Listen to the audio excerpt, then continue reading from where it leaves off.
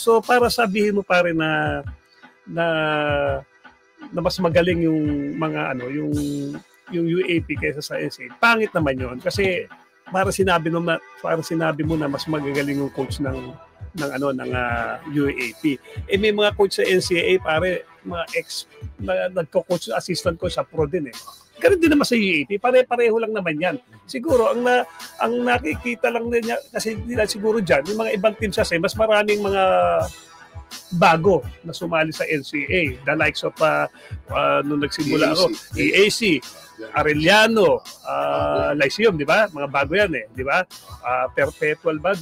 Pero yung mga original kasi dyan, yung Mapua, San Beda, CSB, Letram, JRU, San Sebastian. Kasi pag kinumpare siguro sa UAAP, Ateneo, Lasal, di ba? Matatagal na, UST, FEU, Adams, matatagal na. Siguro, ang nakikita niya, yung mga bago, di ba? Pero it doesn't mean na sila, na medyo mas mababang klase silang tournament. Pangit naman yun. Kasi nga, sa NC nga, tinanggal na nga ang mga imports eh. Kaya napakaganda ng laban ngayon. Nakikita mo, lumalabas yung talent ng players, di ba? Mga locals. Oo, mga locals.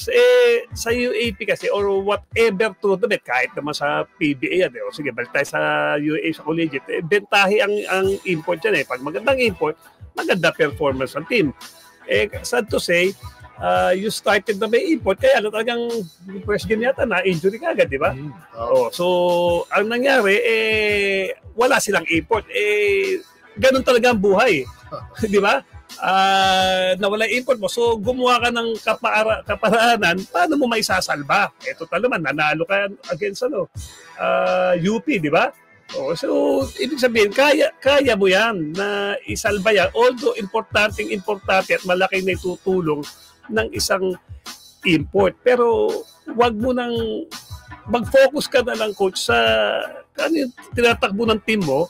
At alam naman ng mga tao, alam naman ng inyong management ng NU na wala kang import. Pag lumabang ka hanggang huling-huli na talagang, let's say, natatalo ka pero alam nila na lumalaban ka, that's more than enough para mapasaya mo sila considering na wala kang import. At wag ka na magkukumpara sa ibang liga dahil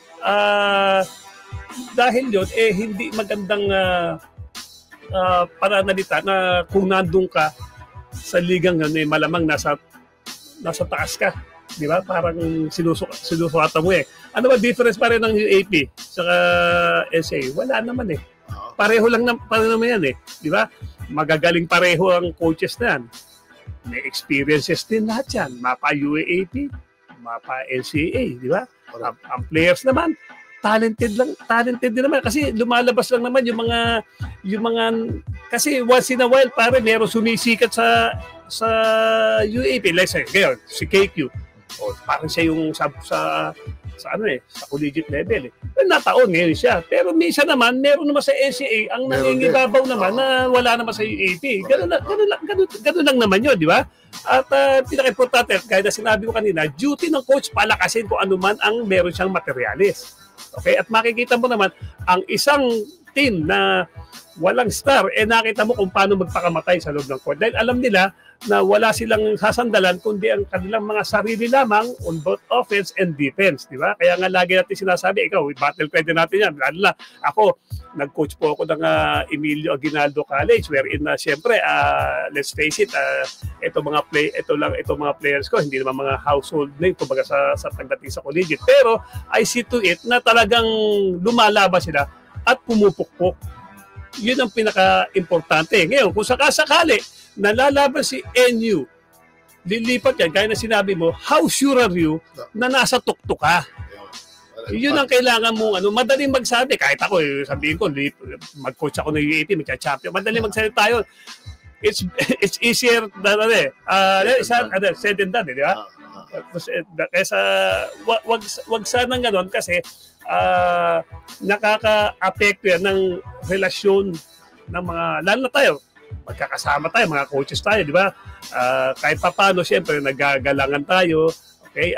We respect yung mga teams doon sa UAP, at kami naman, kapwa naming coaches sa NCA, nagre-respetuhan yan. Nagkakatanong lang talaga sa pagalingan, pero sabihin mong meron, hindi mo nga ngayon, unpredictable nga ngayon, mapa-NC, mapa-UAP. Nakita mo yung silatan, di ba? O, paano mo masasabi? Paano mo masasabi na pag nandito ka sa NCA, nasa taas ka, madodominahan mo.